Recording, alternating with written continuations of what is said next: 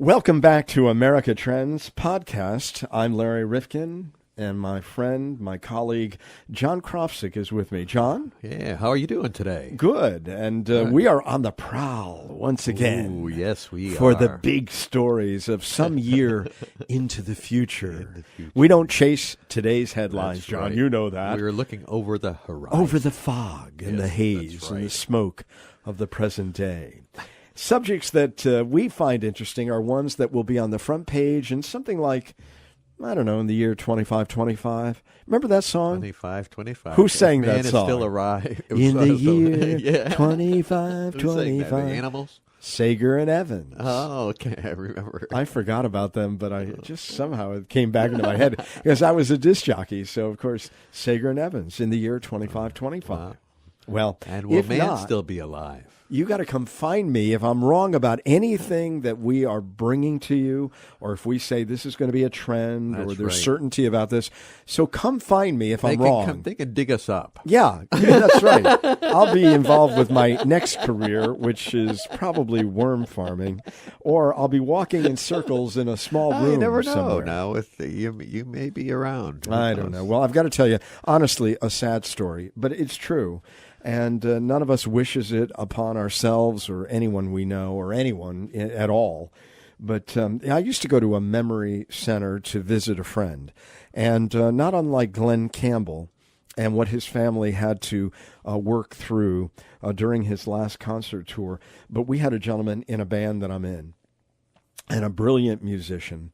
And he had a different form of dementia. And he ended up at this memory center. And, John, I've got to tell you that it really is so sad because Oh, it is. on the walls in front of their rooms, you would see their life's stories. So Right. you might see somebody who was an Army veteran or a fashion designer, and the family would figure out a way to represent what their life was about.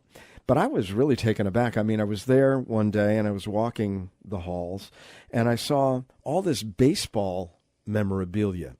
And I saw the fact that this gentleman was someone known to me, and I'm not going to betray his, privacy, but it was somebody who was on a World Series team, literally. Wow. And there you saw a lot of emblems of past days and great glory. And so it can happen to anyone. I mean, it really can. So not to kid about I it don't know. in I any think way. that's the worst, at least for your family. I mean, I don't know about for the people, but I mean, it's the worst thing to go when your relatives don't recognize you anymore. And Yeah, it's sad. it was. It is. I mean, in fact, my friend rejected other bandmates and myself when we would go over toward the end, and he would say, "Go away," and it was very agitated just by our presence, and very, very sad. And we lost him earlier this year. And so none of us knows what's going to be happening to us in the next day, let alone 2025. But we do our best with this program to try to extrapolate where are we headed as a society.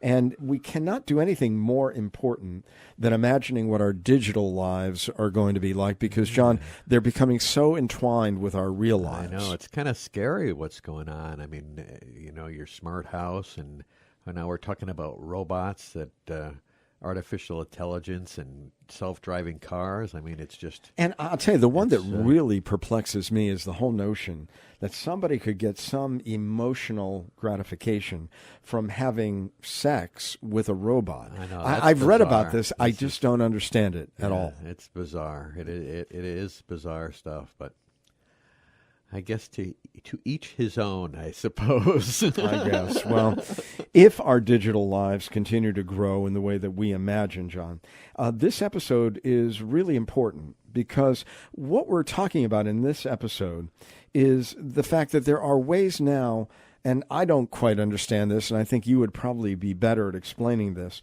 that perhaps without malice or forethought, or maybe just a pinch of that, but more because people are doing harm in ways that they don't even recognize in Silicon Valley because of who they are and their worldview and the fact that most of them are white males, that in fact, if we look at a lot of the software, a lot of the filters, they are rather biased. And I had never contemplated this, but you actually experienced something like this. Well, I mean, I've seen it. I've seen the apps where they make you look like somebody from Asia and they give you the buck teeth, and I mean, I've seen that, and but I never looked at it as really biased. But I guess, I mean, if you really examine it, when I saw it, I thought it was pretty funny. But I thought you said that there was a filter that was used on photographs that really did misrepresent. Well, it does. It does. I mean, if you really look at it, it does. It really, I guess what's the word I'm looking for? All those distorts or amplifies various features. Right, exactly. Okay. It gives you the buck teeth and the squinty eyes, and and that goes back to the old Charlie Chan notion. Right. If we're talking about Asians here, well, there is a book out called Technically Wrong: Sexist Apps, Biased Algorithms, and Other Threats of Toxic Tech. And I was taken aback that there are things, for example, and we know that this is in the news a lot, about rape and domestic violence and the like, that in fact Siri is not programmed. If somebody's trying to go up on Siri to say, I'm in danger, somehow that doesn't get translated or recognized. And I guess the sense is, well, if you've got a lot of white male guys in Silicon Valley who are programming this stuff, can they really understand this or really be alert to the concerns that might be raised by a woman who, in fact, is looking for that help by way of Siri? Well, another thing, though, I mean, on the plus side of that, they found that they have the, what's it called, in the house? I have a Google Mini and stuff. They actually record what's going on there, and they solve some murders using that. Okay, so conversely, some of this technology can be used for those purposes. I mean, it's kind of spooky because you think about it, it's recording everything that you say in your house. So on the negative side, it's kind of spooky, but on the positive side, they were able to solve a murder or two. Have you heard it misrepresenting what is taking place in a home? There could be a dispute that is not violent, but is a dispute. No, I haven't heard that. I just heard that they used it to solve and I don't know I mean, I know if you say, hey, Google, or if you whatever the other ones are, that, they wake up and it is listening, but, I don't know. I mean, so I guess there's a good and a bad side to some of this technology. Well, according to the author that we're going to have on in a moment, Sara Wachter-Boettcher, she indicates that there is a lot of insensitivity that's having an impact on our digital lives. So, for example, you've got registration forms online that you have to fill things out. And so if you put John or I put Larry, it recognizes those names. Right. But it does block some non-Western names, doesn't recognize them. Wait a minute, that can't be right. I've seen that happen on my Apple iPhone, where you type in something, and because it doesn't recognize it, it spits it back. And you're saying, well, how do I get around this? Because I need to communicate no, you're something. Right. That happens. There's also a criminal risk assessment software that evidently singles out blacks as a greater risk to be repeat offenders. So it does take certain things into account that were at least programmed into something based upon biases. Right. Maybe how they did their algorithms to wow. Well, you know that Sara has a lot to say about this issue, and she does it in very clear terms so we can all understand it. And I think she's trying to build a lot more sensitivity in Silicon Valley to the problems that result if they don't, number one, make culturally more representative the teams that are building this stuff, or on the back end, once the app is made or once the program is built, it can have unintended consequences if you haven't taken into account some of the variables in our society in terms of who we are. Right. Well, this sounds very interesting. Well, she's going to join us, and again, we'll strip it all away, explain what it is that she's worried about. The book is called Technically Wrong. Sara Wachter-Boettcher is with us, and she has written a wonderful book about something that I never really thought about, really. It's called Technically Wrong: Sexist Apps, Biased Algorithms, and Other Threats of Toxic Tech. Now, I've got to tell you, Sara, where you really touch me in terms of my perception of the way these technologists build these incredible things that we are all now so dependent upon was when my wife decided that her Siri was going to be an Aussie gentleman. And it just never felt quite right to me that he was the one who was going to be her virtual assistant. And that's one of the things that you're trying to remind us of in terms of some of the biases that are built in to the technology. Yeah, absolutely. I think personal assistants are really interesting because so many of them default to being a woman's voice. And that's kind of the standard. And, I think we often use these things without really breaking down, well, why is that? Why is it we're more comfortable with having a woman be our personal assistant? And then you think about, well, because we've got a long history of putting women into sort of helper roles and secretarial roles. And so, we tend to think of that as being more natural somehow. And it's not to say that everybody needs to change the voice that they have on Siri necessarily, but I think it's important to acknowledge that in many, many ways, the technology that we have, it's not neutral. I mean, it's just as influenced by humans as anything else we touch. You remind us not only the output in terms of Siri's voice and gender, but that Siri's responses to a series of queries you find to be biased, and you want to remind us that Siri is programmed by human beings. So that's an interesting case. In a study last year in JAMA Internal Medicine, so that's from the Journal of the American Medical Association, there was a study about how smartphone assistants, and that's Siri, Cortana, and a bunch of others as well, they're just not programmed to help people during crisis or stressful moments. They tend to not have an answer for questions that are related to things like domestic violence or sexual assault, and even a lot of different health concerns that may require emergency care. And as the researchers were going through and looking at this, what they realized was that oftentimes Siri would actually respond with something that was kind of jokey. So I tested this out a little bit myself, and I got some of those joke responses. If you asked Siri what to do after you'd been sexually assaulted, she might just kind of give you a little snappy, witty comeback. And, of course, Siri doesn't actually know what exactly I'm talking about. Siri doesn't know that I'm in crisis. But I think what's really telling is that, you've got a team that has invested a lot of time and resources into programming Siri to be able to tell jokes, and yet they never considered programming Siri to be able to respond if somebody has a crisis query. It wasn't something that they had in mind at all.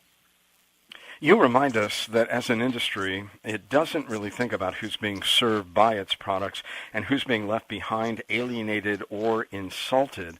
I mean, are they cavalier about this? Is it just it's so dominated by young, smart, white guys out in Silicon Valley? What's going on here? Well, I think there's a bunch of different problems happening, and I have worked with many, many wonderful people in tech, including people at some of these big tech companies and startups that I talk about, and they're not necessarily bad people. However, it is not an industry that's known for its diversity. You've probably heard about all of the stories this summer about sexual harassment in Silicon Valley, about venture capitalists harassing women who were trying to seek funding. There's been tons of stuff coming out. Well, when I can get away from Hollywood and Washington, then I focus on sure. Silicon Valley, yeah. Sure, it's just like one in the long list. So it's not an industry that is known to being particularly welcoming to women. It's also an industry that is very, very, very white. In fact, there's a perception that a lot of Asian folks work in Silicon Valley, and that's true. But there was even a study last week from the Ascend Foundation that looked at employment data from like 2005 to 2017, and they noted that even though Asian men are very likely to get hired, they're actually the least likely to get promoted. So it is an industry that's very much run by one dominant group, and that certainly plays a role. And then I think when you couple that with a lot of the sort of golden child mentality that exists in Silicon Valley, because they've been told for so long that they're the best and the brightest, that it's a meritocracy and they're there because, they are geniuses, I think what you get is people who are not trained to think about people different than themselves and not incentivized to do it, and can really easily get into this very paternalistic mindset where, tech knows best. And somebody might be listening to this saying, well, what's the big deal here? But when you think about it, that these designers of search engines, software, algorithms, they are really our portal to so many important things in our lives and direct us to information and approaches that we take as gospel because, well, we rely upon them and think of them as these technological marvels. So this is serious when you're looking at the fact that we now are so dependent upon them and their thinking. Yes, precisely. I think it's one thing to say, oh, well, so, Facebook did this thing that was a little insensitive, or Siri couldn't handle this query under crisis and told a joke. Okay, maybe that's not a big deal. But the problem is when you start writing off those little things, then you have tech companies that continue to do more and more and more that embeds itself in our lives, including a huge amount of the technology that we use today that's being driven by algorithms and artificial intelligence. And so the same biases that are present in a small way in something like Siri get embedded in a much deeper way the more that we rely on algorithms and AI to drive our technology. And that's already happening right now. Well, it sounds to me in many ways like Wall Street. When you look at it, you say gobs of money, little public scrutiny, they do whatever they want. And that's what we allowed to happen on Wall Street. So if we're allowing that to happen in Silicon Valley, what are some of the implications of that? Right. I do think there's a lot of parallels, and I would look at that and say, is that what you want, right? Is that the kind of industry that you want, another Wall Street? And I think where it's a little bit different is just in it has some different impacts on society. And so the kinds of impacts that we're really starting to look at are technology that is holding power over things like, whether or not you're going to get hired for a job, holds power over things like there's software that decides how risky you are for crime if you've been arrested for something. There's the predictive technologies, yeah. Absolutely, yeah. And then there's also, tons of software that's affecting us on a daily basis. I mean, just look at, for example, the current Facebook scandal in the news over the Russian-backed organizations that bought all of that advertising on Facebook last year during the election. I mean, that's just now kind of coming out and really starting to be better understood. But Facebook allowed, thousands of ads to go live that were from these Russian-backed organizations that were patently designed to flare up tensions in America and unsettle democracy. I mean, tech is really powerful, and that power extends into sort of the, our personal emotional state, into the social fabric of our communities and our culture, and into our political lives too. And what was really upsetting to me as it relates to Facebook, they never even wanted to acknowledge that they had been used in this way. It took a lot of great reporting to dig this out, and they like to say, well, we're just this platform, and we just let all these voices in. But they're more than a platform in terms of the way that they determine what I see and how they can personalize information getting to me or to you. Absolutely. I think that that's a case of very much, you want to have your cake and eat it too. You want to say that we can have this tremendous control over what people see and how people are tracked and tagged and targeted, and we can make a lot of money off of them, but we also want to have zero responsibility for the things that we let have happen, and I think that you shouldn't be able to have it both ways. And for too long, we've really let tech companies have it both ways. And I think that that's really what we need to push back against. I mean, are we just in awe of what they do? We think they're just so darn smart, and we just figure that they've got to have a cultural sensitivity to the impact that their technology is having throughout our culture. Is that why we give them a pass, or maybe we just don't understand what they do, and we assume that we're just not bright enough to figure this out, but they are? I think that's part of it. And if you had asked me a couple of years ago if we were just in awe of technology, I would have had a quicker yes to that, because I think that I would talk to people who really were in awe of technology, and simultaneously technology made them feel stupid, right? Like they didn't understand it, it was hard to use, or they were really enjoying using something like Facebook or Twitter, but didn't really feel like they got it. And I think that that's by design. Like, technology companies have wanted us to feel a little bit mystified because it prevents us from asking too many tough questions. Now, the reason I say that I would have said we would have been in awe 2 years ago is that I'm actually starting to see that break a bit. I think that the election last year and then the events of 2017 and how much those have been intertwined with things like social media platforms has created a lot more space for tech criticism, and I'm really glad about that because I think it's long overdue.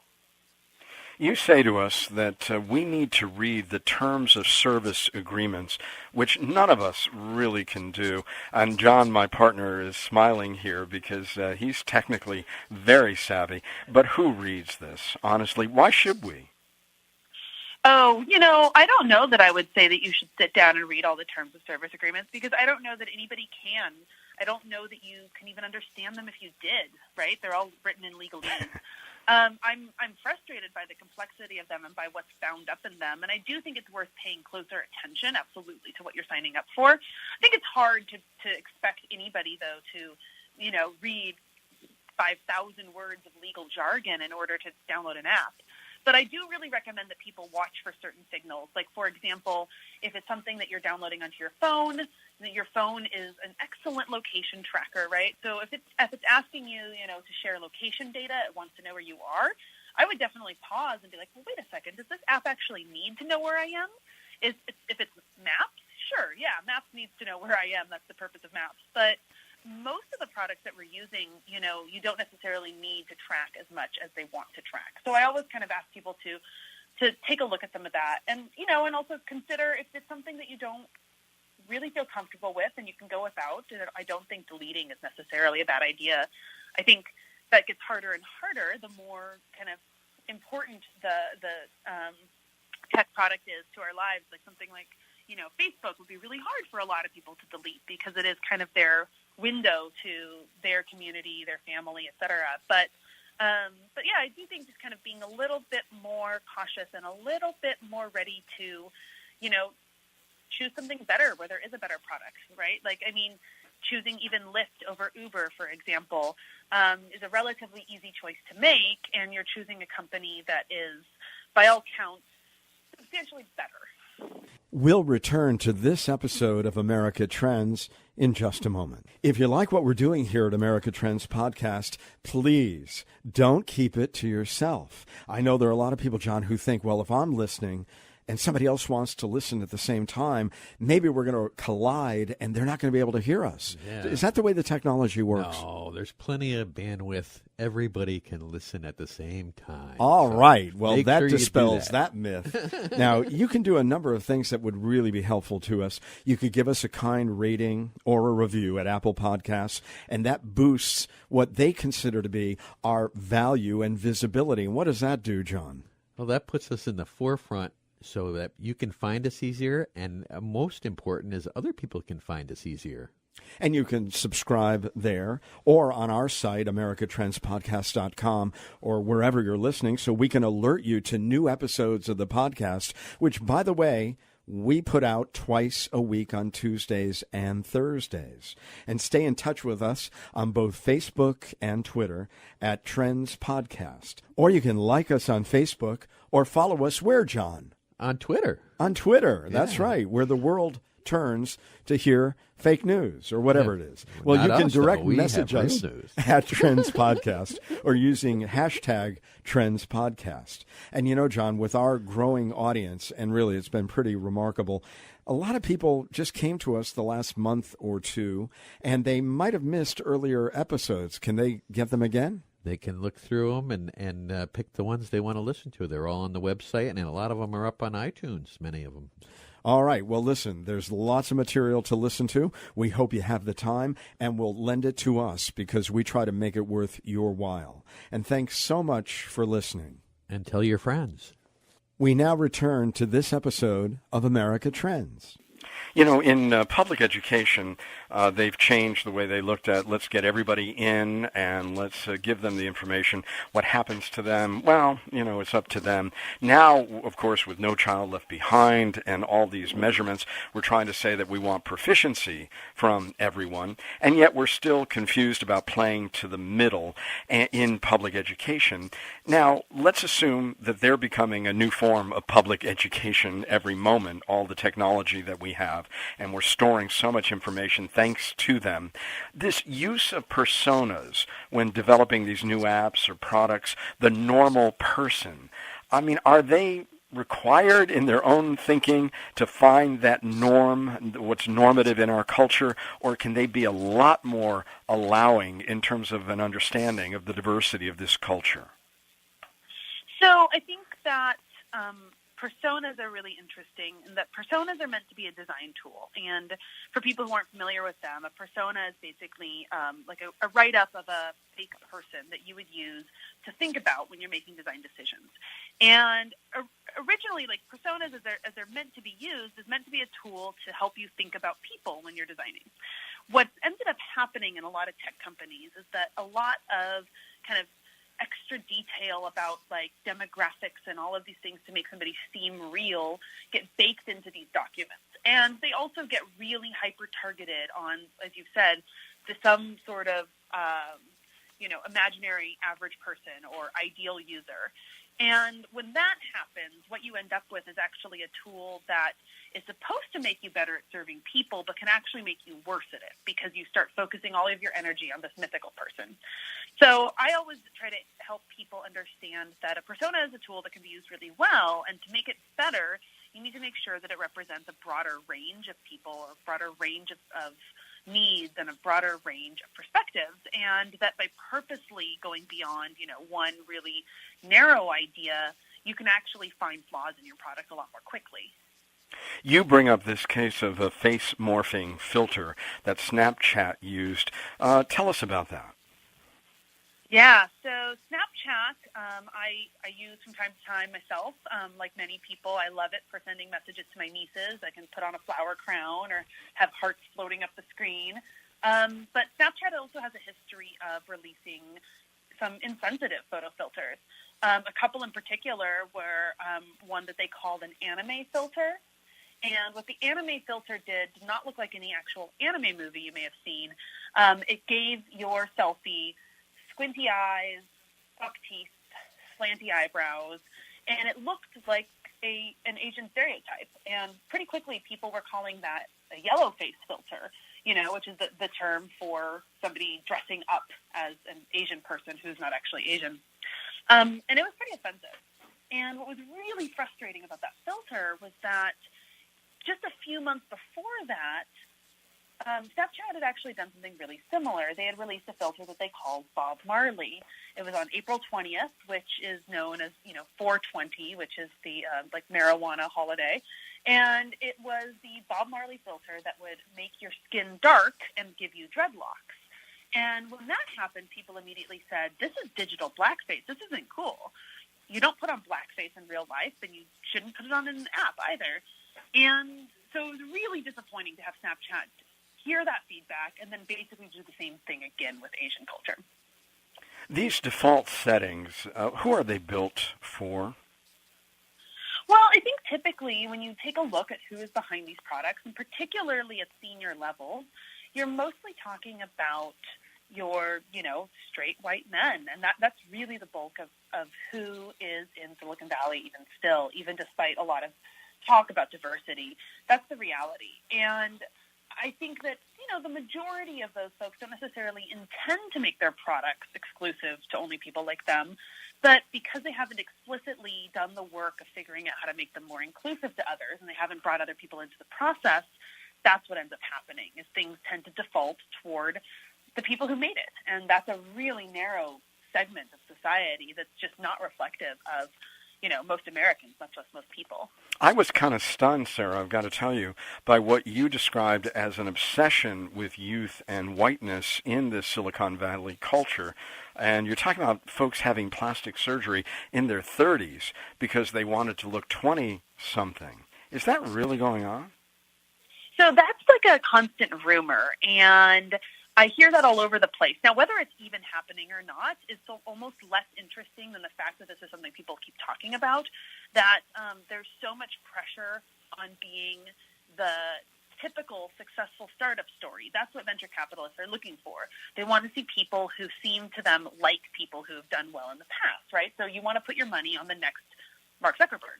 And, well, they start conflating things because they start thinking, oh, well, next Mark Zuckerberg equals next 22-year-old white guy in a hoodie, as opposed to thinking about, what are the ideas, what are the actual product features they're talking about, or what are the traits about this person that makes you think they're going to be successful.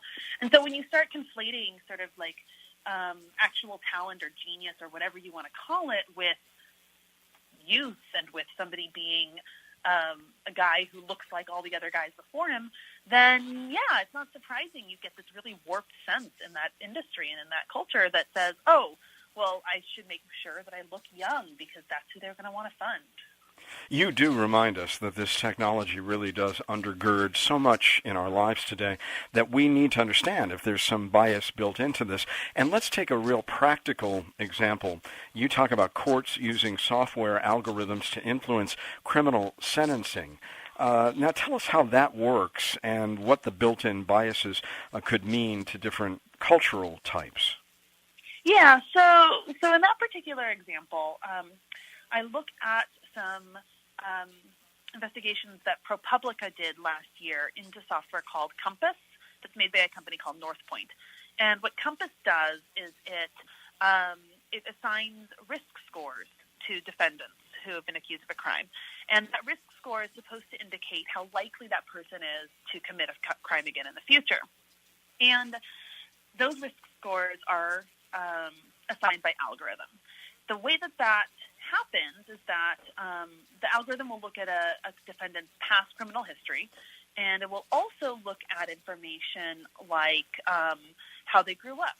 It'll ask them questions. So you do an interview process, and there's questions like, did you move around a lot as a child? Or has anybody in your family ever been to prison? All of these questions that really essentially create a scenario where people who are black in the United States are much more likely to end up getting a higher score. And so black people have a higher on average score using this software. And if you think that the past had perfectly unbiased criminal justice, then maybe that would be fine. But the only reason you make software like this in the first place is that you realize that there's a problem with bias in the past in how people were being accused and convicted of crimes. And so what you end up doing is you end up creating an algorithm that recreates the past, right? So it takes that past data about, so if you are black, you're much more likely to have been incarcerated, which means that if you come from a black family, you are much more likely to have somebody in your family who has been incarcerated, which means you're going to answer that question in a way that's different than a typical white person, which means you're going to end up with a higher score. And so you then recreate the cycle that already existed that led to that higher rate of black incarceration in the first place.